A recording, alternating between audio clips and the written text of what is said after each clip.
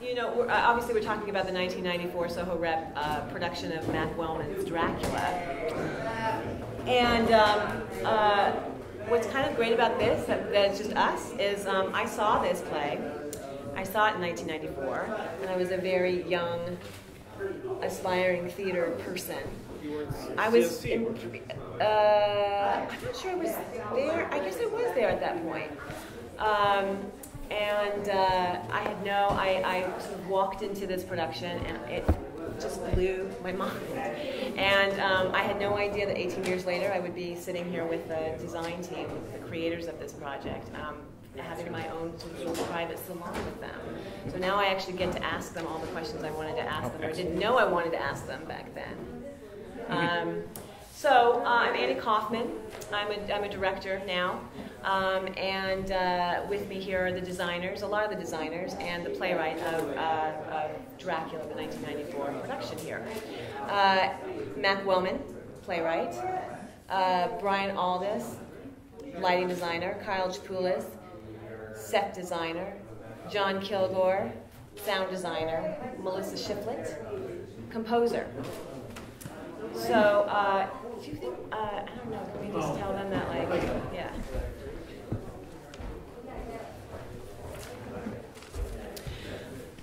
Did anyone see that production besides me? So there are no witnesses, you guys, so, you saw it too. One. Right.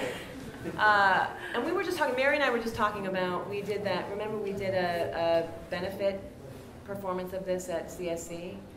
with Charles Bush. With Charles Bush as a radio play. And I was just trying to remember was that before or after? It was before. It was, yeah, that was, actually he was wonderful in it. He was a great performer. And David Esperanza did that, but that was before this production, I think. In fact, I think it was right after the first production, which was in Woodstock. And River Arts Rep, Glenn Jenkins directed it. Oh, really? Yeah. Oh, okay. Yeah, Melissa was saying this, right? And you were part of that production too, right? But were you guys part of that production? No. No, we didn't. None of you. No, I wasn't. We wouldn't stoop to them. No. Having been up there once in a preview, they didn't do a lot of designing. So Oh, they didn't? generally.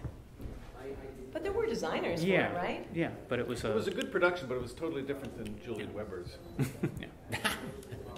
Well, you know what? Since these guys have never didn't see this production, and I did, and it sort of blew my mind. I just kind of want to talk about what the setup was.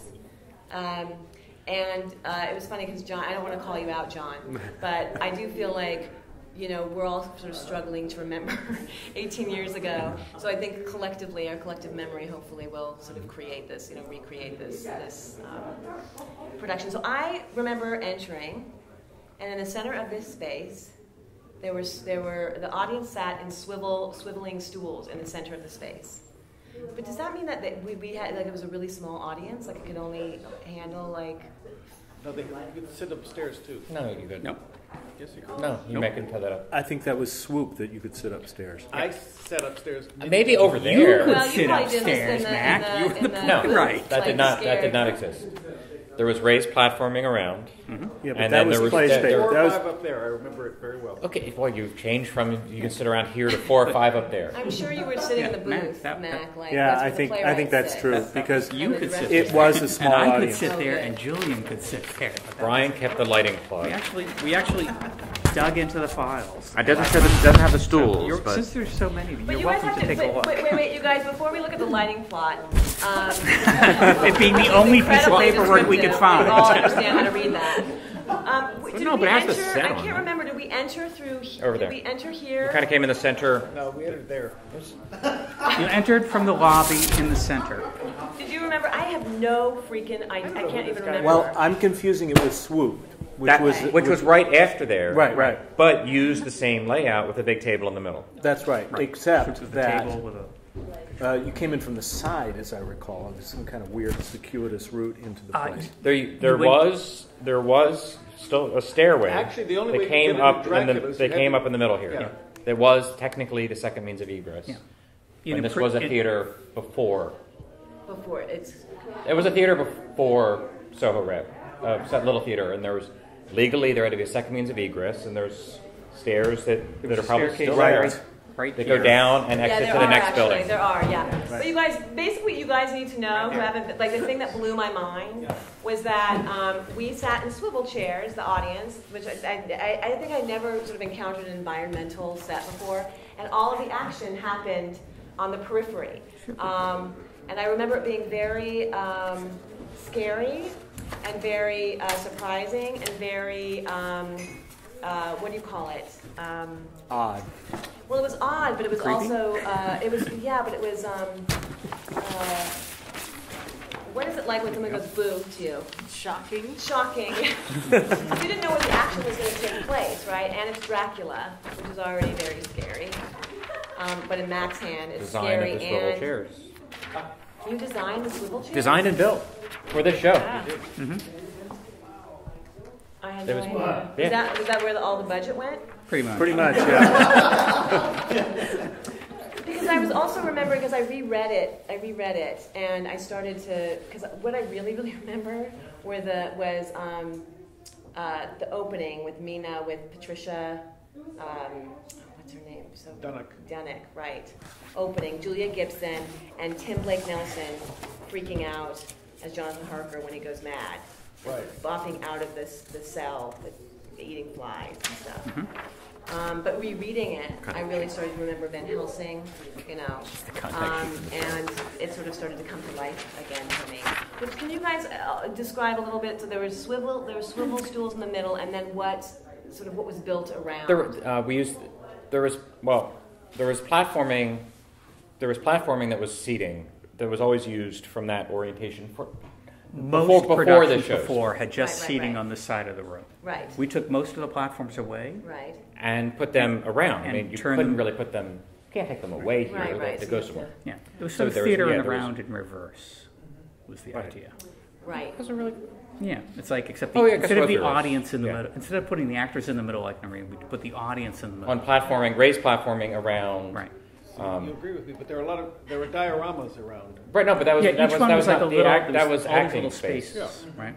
And we actually have. I think there was actually one set of platforms in the middle, so some of the stools were higher than others to give people a little better sight lines. It wasn't Right. I don't think that was necessarily true, but okay. Or maybe the The stool. better class of people. Anyway, and First class seats. the various areas around, as you call them, like dioramas, like a couple of them had a bit of an archway around them, so that they were presentation Right, like right. a Punch and Judy show, Right. Right. which is something we kept coming back to, the Punch and Judy sections in it.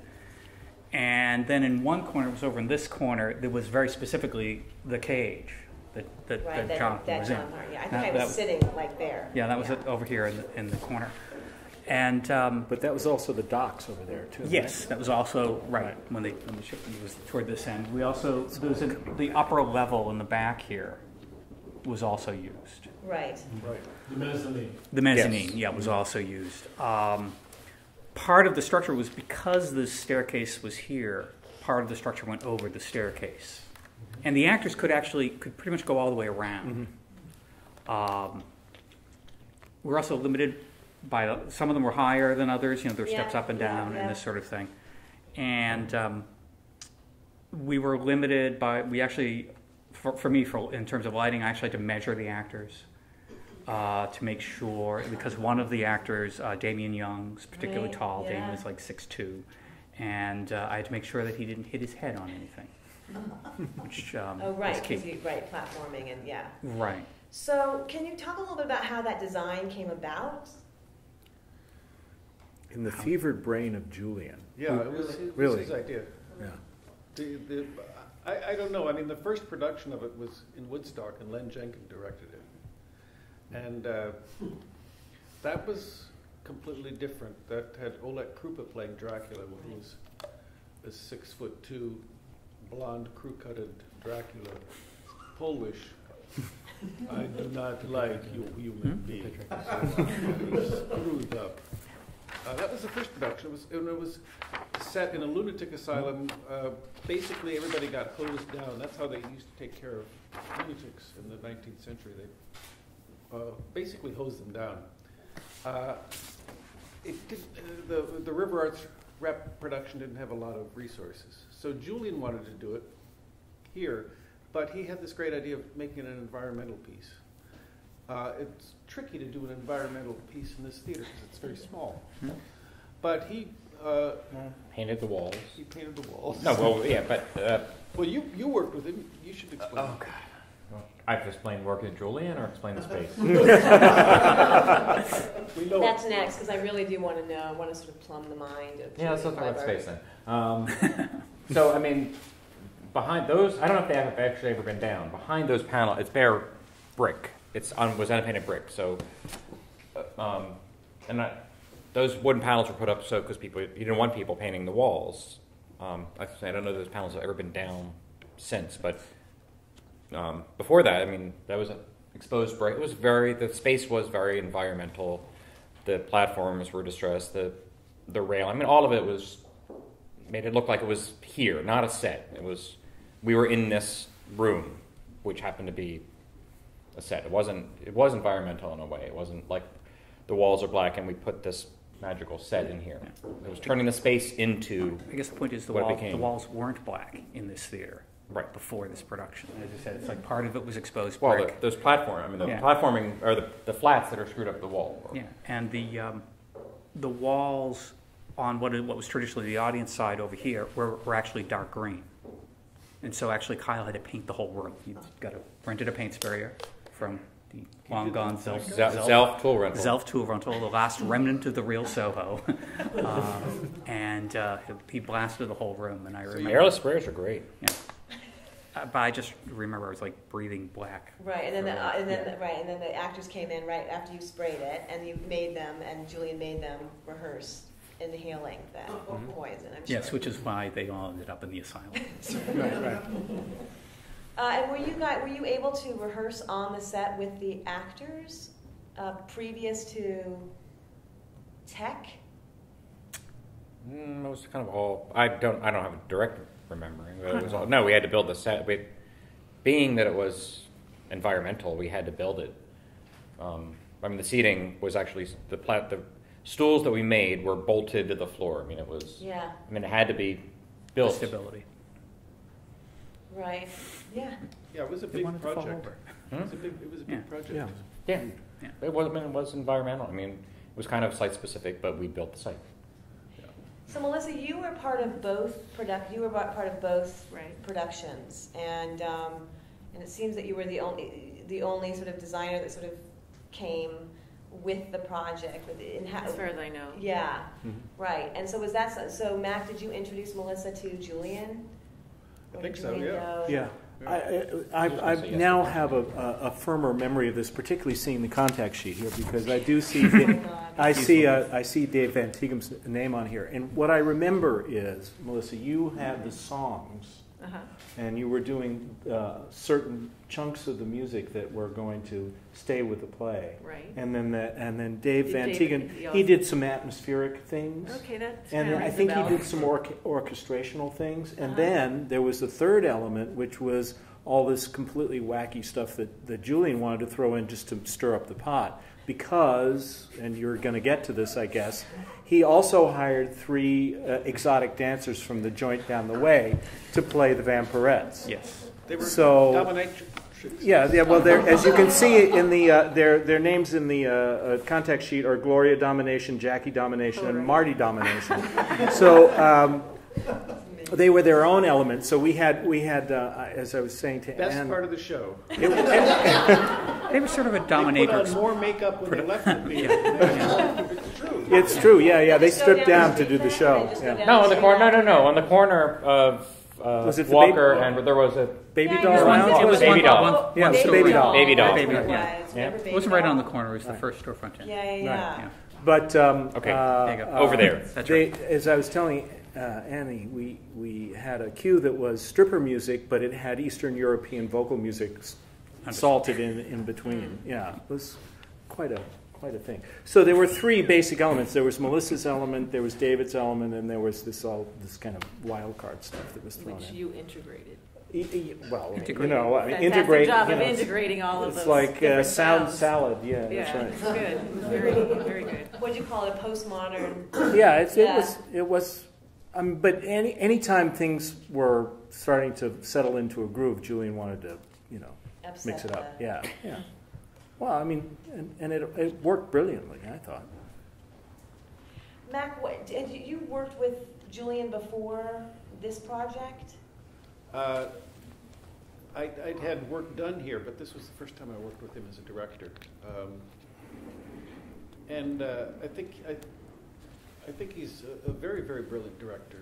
I mean, he's Billy Elliot on Broadway is something he directed. He's great, but he's a difficult person to work with. So, no, I mean he is brilliant. He speaks his mind all the time, but he's hard to work with. But for this and Swoop, I thought he was absolutely stunning. I remember he one night he said, "Would you take these people down to get into the theater?" I actually had to go up Swoop. stairs. Yeah. Upstairs. And he said, "You know who that was?" And I said, "No, that's Ben Brantley." And Brantley didn't review it, but he kept referring to that production for 3 or 4 years afterwards, and saying how wonderful it was. And that always struck me that that someone like that would like it. Julian, is a complex person. I've known him a long time, and he had a very specific idea of what he wanted Soho Rep to do, just as Daniel Auken did, and just as Sarah does. So it's a theater that always is kind of weaseling its way through the universe. But Julian was difficult to hang out with because you'd always get in fights with him. We all did. Yeah. But Brian and Kyle, you worked with them a bunch, right? I had. I mean, well, we helped. I mean, we built the space. Right, so exactly. yes, I mean, yes. I mean, Julian was Julian, but I have no problem. I kind of worked well with that kind of. No, I did too. I mean, Right. Yeah. he's an interesting character. Right. And I wish he were back directing downtown. I wish I he do was too. too. Yeah, I do too. I agree. That's why I was just saying to John out there. Mhm. Yeah. And I think he might, but he should. But is he in Sorry, guys. Is he in New York? Is he No. in London? He's in London Right, he's mostly, in yeah. London. Yeah. Yeah. So, weirdly, I spent a weekend with him in Rhode Island when Lucy was married to Lucy Sexton. Right. Right. And found him prickly but amazing. Prickly is the good word. Yeah, I that's mean, a good word. he would fly off the handle at often, Right. but never dangerously or to no good effect. Right. Yeah, he didn't hold a grudge No. It was psh, like in that. that Like way. it- like it it's never he'd happened. like lose it Right. and then he'd Right. like come back down and do And something when else. you went from Woodstock to here, did the script change a lot? Stage directions changed because he wanted to do things.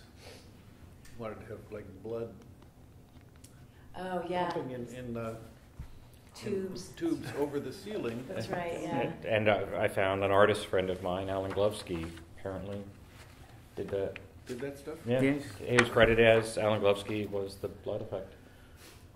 My mother and father also worked on the show. I mean, the other. No, I mean I found the Wait, why? special things. On the, Wait, why? What did they do? They helped set decoration. His parents worked on a lot of my shows. Yeah. They corrected It's all- his errors.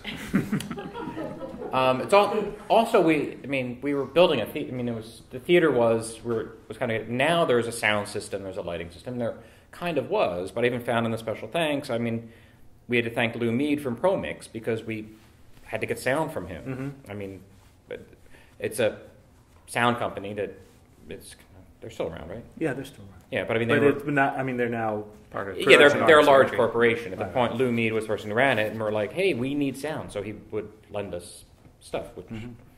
Yeah, well, I worked for Mask Sound at the time too, and Right. so between the two of them, we Right. would sketch as much as we could. yeah. I remember actually the sound operator for this, Debbie Friedman, was aces. She was. It was not an easy show to run, and she did a great job. It wasn't that wasn't the stage manager. No, Debbie Friedman Just was. did the She sound was. by- She is the quintessential Brooklyn, New Yorker. Right. You know, you really want me to do this? Okay, all right. You know, but she was great. I wonder She was really who good. stage managed this. Well, That's well, Let's we see. can tell you that. yeah. Lisa Jean Lewis. Do I Where is she remember her? these days? Poor thing. I think that was In it. a lunatic Yeah. asylum. Well, I mean, speaking, I mean, lunatics. The person who kind of helped build Soho Rep, William Schaffner. Bill Schaffner. He He was the he helped build he was the TD. it. Oh, Yeah. God. Speaking of crazy, Yeah. Crazy no, people. he was with Ballet Hispanico for a long time. yeah. But Kyle, you've been responsible for helping build this space and here. Brian, yeah, well, you we guys did, and the Flea, right? Yeah. And so all of So this And is, then you're currently, looking at yeah, the recent- infrastructure of downtown theater recently here. Ohio and building a new flea. Yeah, no, doing Yeah, that's right. You're doing the new Flea. a new flea. That's He right. has a lot of sins on his conscience. And a lot of theaters, Brian and I have done a lot of theaters that are no longer around, but yes. Which, Did you do Alice's Fourth Floor? Remember No, that? No. we didn't build. No. But there's nothing more depressing than demolishing a theater that you've helped build. Right. Yeah. Right. But this one, the grid is up because we put it up there. I keep staring at it going, wow, I'm glad it's still There's there. a lot of Yeah, it's still instruments up there. you put that up there? The grid? Yeah, there were. The grid, yeah, I can tell you the grid is anchored to the beams, and then there are 2 layers of sheetrock on sound dampeners to try to make it be that you didn't irritate the people upstairs. Never. Did not work. Did not work. Apparently, John Yeah. was telling me that apparently the people upstairs, there's Oh, it's some one guy. physical One feud guy. One guy. between Julian and the guy upstairs. It was a constant problem. right. The guy he'd take his speakers, put them face down, turn up loud, and leave. Right. He would leave, he'd leave for the, because it was a fight. So, Do that in And college. Julian would then call me and see if I could figure out which fuses Had to downstairs. turn. We have the electrical panel for the building is downstairs. Because the so we electrical could- panel for the building is actually accessible through the basement. I'm So glad let's see you if I guys could are recording pull this the because now fuses. the next book you guys have to do is an upstairs. oral Oh. history. You know what I mean? Hey, Max. I mean, are we you- did actually steal power from the former elevator for the building I think we still to make the jump. remember it's being recorded, so we have to. You're Yeah, right. well, I'm Yeah. sorry. Mac, you were commissioned by the River, River Arts Rep, Arts Larry Rep? Sacaro, yeah. right, Larry Sacro, right. And Len Jenkin wanted to do this. He wanted to direct it, and he didn't want to write it. So he wanted me to write it. And Wait, they wanted someone to do a Dracula adaptation, and Yeah. they offered it to him, and he said he didn't want to do it? No, it was his idea. And I had read the book, like everybody, but he would torment me.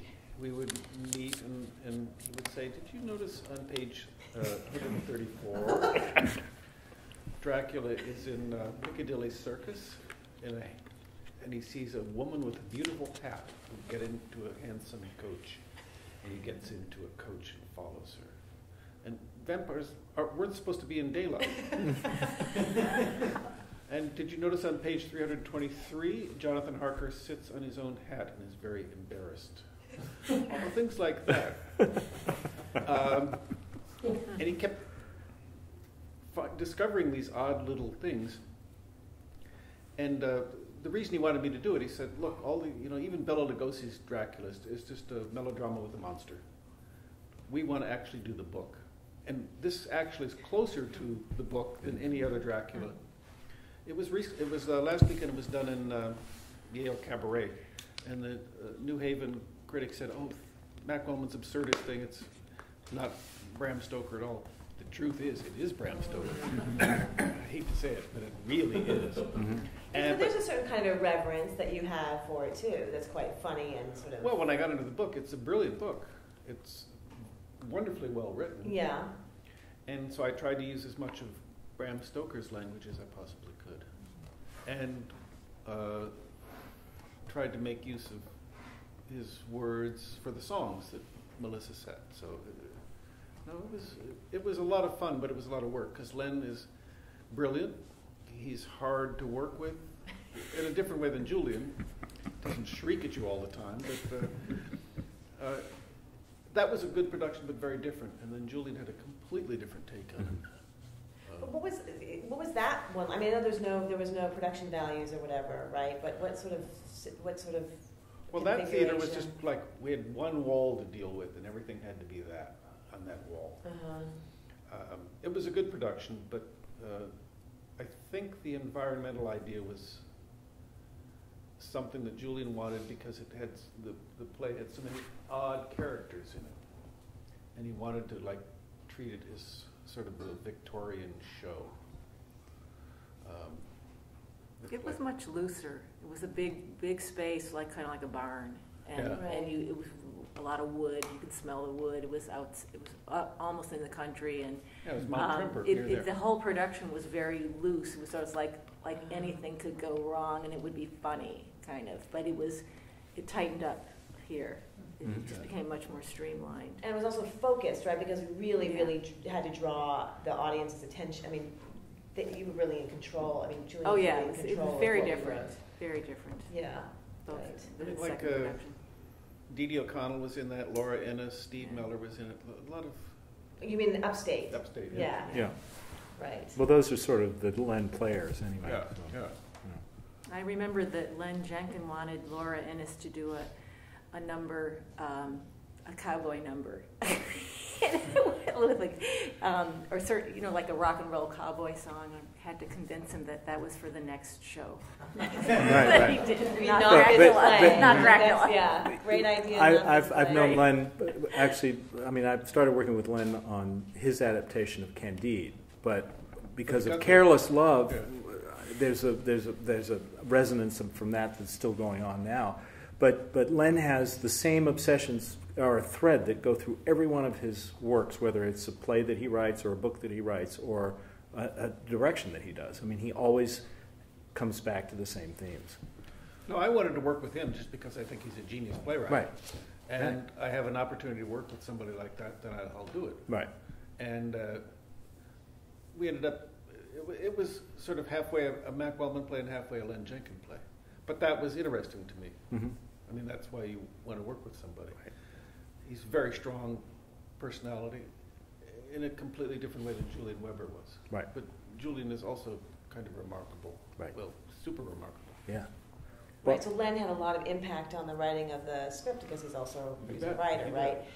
But when Julian did it, you said basically the stage directions changed. Did any of the text change? Any of the language I'd have to change? look, not much, maybe a line here or there, but not much. And do you remember if that was sort of instigated by him or if that was just you being I don't mind personal? changing things for productions. Some writers do, I don't. I can always publish whatever the hell I want. But if it seems to be appropriate for a given production to change things, that's fine with me. If the actors are not comfortable with it, that's the main thing, then we'll change it. If I can think of something better, I will think of something better. If I can't, we'll figure something else out. So you're definitely amenable to actors who are having trouble with, to an extent, right, Mac? I mean, you're not. Well, the first thing you do is fire them. That's what I was going to say. But sometimes you would do that and on shows and over the director. You would talk to the actors and kind of piss directors off sometimes. No, I never did that. Oh, okay. So that's a different Wellman. Did I ever do that? Do you remember him doing that? I'm very curious about that. It is so unnerving when you find the playwright in this. Ignore the director. No, exactly. You go down to the dressing rooms after a show, and the playwright's gotten there before you have. Yeah, I'm not going to It's say that. it's very unnerving. No, I don't think you should do that, and I don't generally do that. I never did that. Oh, we moved to generally now. So you've never done that. Okay. Nor the designer. I think theaters, the great thing about it, and the horrible thing about it is it's collaborative. And there are people who like to collaborate, they should work in theater. There are people who don't. And I know a lot of writers that don't like to collaborate, and they should never work in the theater. On the other hand, when it works, which is relatively rarely, theater therefore could be much better than any other art form because it is the result of a kind of remarkable coincidence of talents. And I think both Len's version of Dracula is an instance of that, and Julian's, which was kind of wonderful. I remember the Domination Sisters, they were great. During the intermission, they'd come and serve little cakes to people, and they would stare into the eyes of the people in their stools, and they were terrifying. It was like, I think I'm going to bite you now.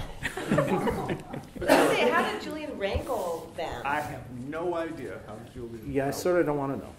Yeah. But I do remember him sitting here, and I don't know under what circumstances, but he said that he wanted to stage it this way because he wanted to turn everything inside out. You see, it was just kind of a perverse it's really exactly what it impulse. like. Yeah.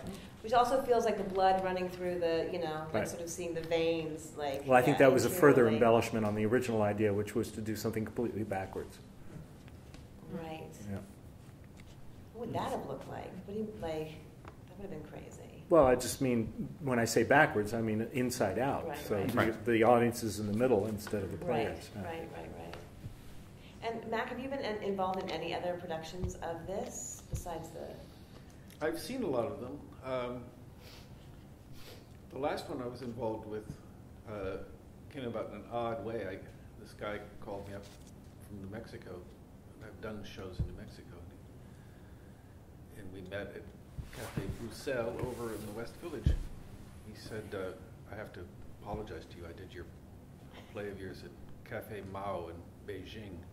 And I want to take Dracula there and swoop. And he actually did. University of New Mexico paid for 31 actors to go to Beijing for one performance. They paid for me too.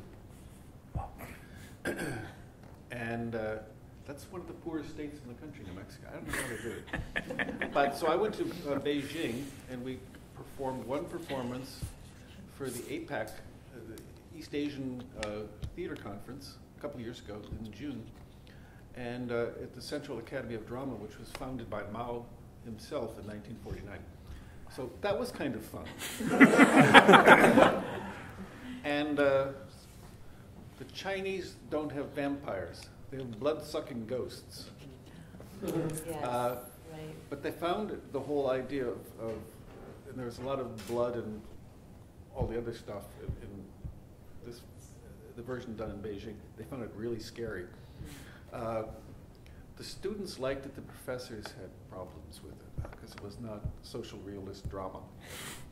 It was not trying to improve the audience, but the kids liked it. The kids liked it a lot, and it was a good production. So it keeps getting done in weird places, and not so weird places. Like I say, it was just done last week at the Yale Cabaret. Yeah. Did you see it? I didn't. I bet it was great. I don't know. Might have been. I feel like because that space is also really, Cabaret you really is- have to do kind of like a number on it.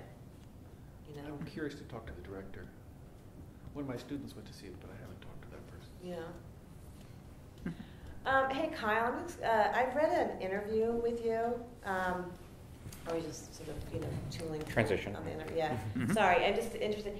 And you said something. You told this interviewer that you design sets not for the comfort of actors and not for the pleasure of the director, but to somehow eradicate the barrier between performer and audience. Do you remember saying this? Do you remember I saying understand this? the idea. I can see that I might have said that idea. I don't think I would have said it that way, but. But what would you have said? Like, what would you? I thought that was kind of amazing. Well, you actually called out a particular director. You said, this is why I work with certain directors and why I don't work with other directors. And you called someone out. And I want Jim? What? Could have been Jim Simpson. Nope. No? Tina Landau. Oh, yeah, okay.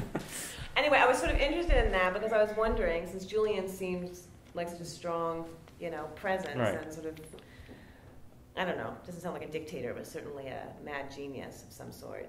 Well, it was interesting. I'd worked with Julian on other shows. So we seem to work well together. I mean, and I kind of got into this whole doing sets because of Mac. So I started designing because a playwright asked me. So I came from design because I worked with Mac, and then I would get directors. So I'm like, oh well, I'm designing for a play, and as Mac would write it. Oh, and then there's a director, so I'll do something that he can work on. But I never came at it the other way. Like the director has an idea. I came from it from Mac. My first show was Cellophane. No, Sincerity.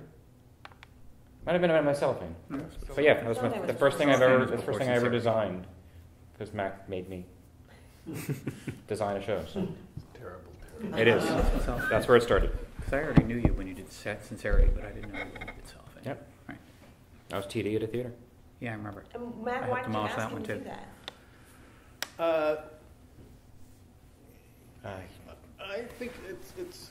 I'm always. It's a bad idea. Yeah. No, I'm always. When I go to an institution, I don't believe you should view institutions in just one way. Like most institutions are designed to do one thing. They have their own set of rules, and I think you should always view an institution from your own point of view and see how you can use it.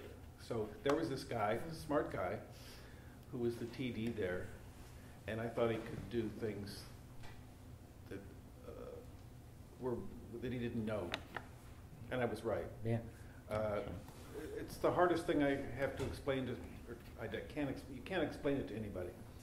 But when I deal with my students, trying to get them to look at institutions, particularly theater institutions, which are baroque and complex and inefficient and old-fashioned in this country, and get them to look at them and see, how can I make this work for me? I don't want to offend anybody, but I want to figure out how I can use it. And should I offend someone on the way? I think it's better if you don't.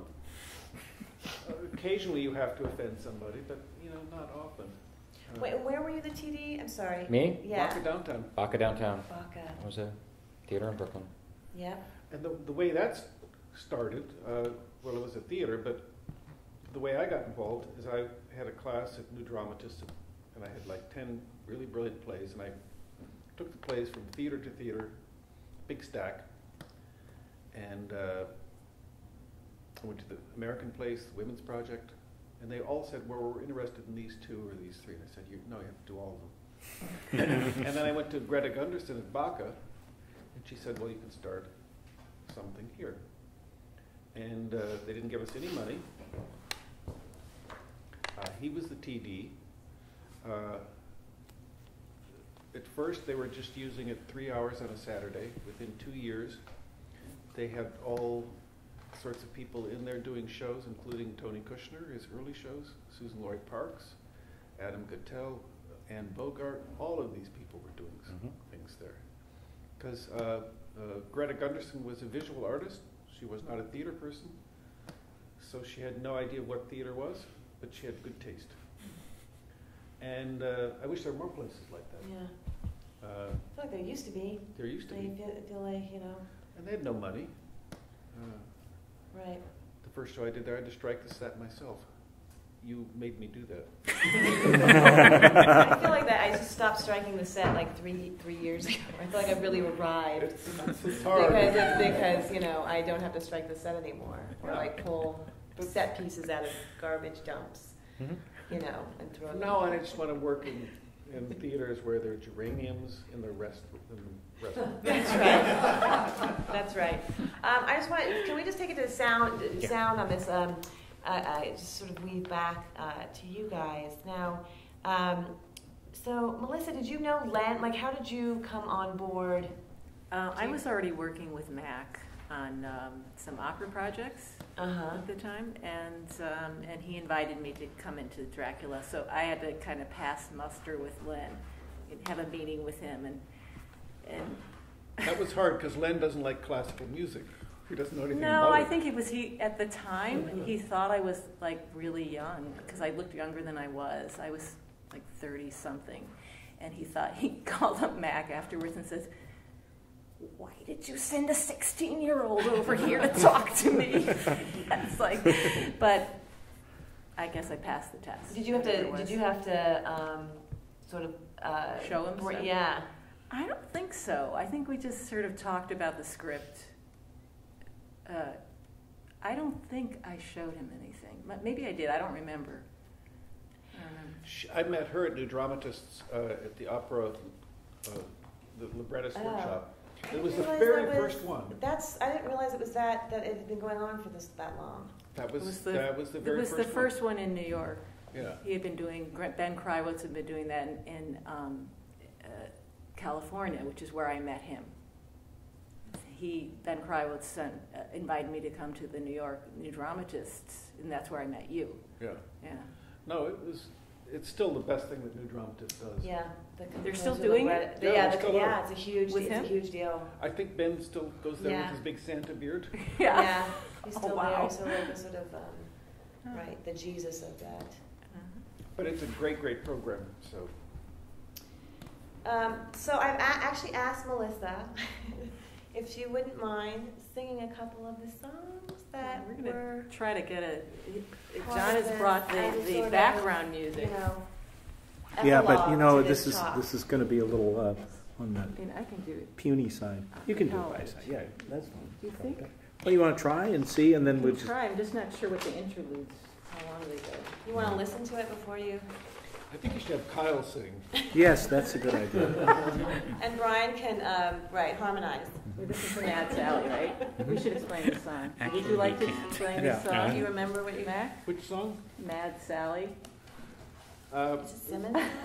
This is the nasty keeper of the lunatic asylum, Simmons. The Lech. The Lech. Yes, this song, the lyrics are, I'll read a little bit of the lyrics. We all go down to the sea and do there secretly what we crave in the dark. Bonka, bonka, bonka, bonka. Bonka, bonk. A lot of bonka bonks. Right. And then it just gets lewd and lewder after that. Mad Sally has me in her mouth. Bonka, bonka, bonka, bonk, bonka, bonka, bonk. And goes on and on. Mm-hmm. And high quality poetry. Verbatim Bram Stoker, by the way, right? Bonka, bonka, bonk. This is slightly out of Bram Stoker. Yeah, and originally Simmons sings this with Lucy's just like bonka, bonka, bonka, bonka. And she's joining in on the choruses, and they do a little canon. And so it's kind of delicate and gross at the same time. And she's already been infected. She's already well on her way to. She probably is well vampire on now, her right? way. Yeah. She's been bonka bonked. I don't know. If I remember, she's been bonked and bonked. Okay. Well, I think Mad Sally is probably someone Simmons imagines is in the one of the lunatic cells, right? He's just amusing himself while he goes down to change. Simmons actually is a character in the book, but I kind of made him a little larger than he is in the book. So should we let's try do it? sort of wrap up. I think it's going to be a little on the soft side, but let's just give it a shot. We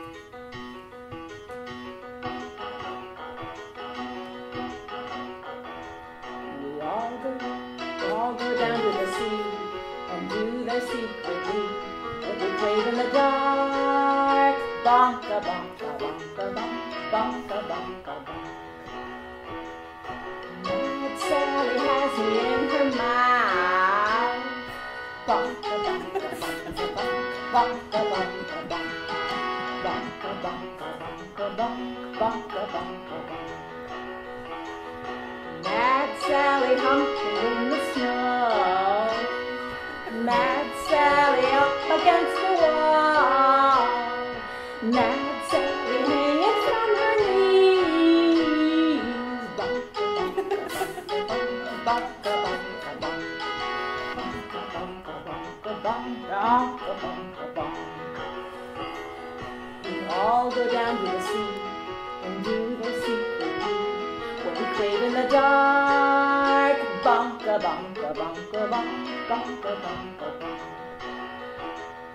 Mad Sally never up to play. Mad Sally humping on a grave. Mad Sally and the royal day. bonka, bonka, bonk. Bonka, bonka, bonka, bonk. Bonka, bonka, bonk. That's awesome.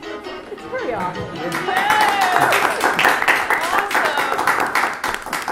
Thank you for that. Very Well, I welcome. feel like, yeah. I mean, I'd ask for you, do you guys have questions, but you didn't see the shows. That might be moved. One question. Yeah.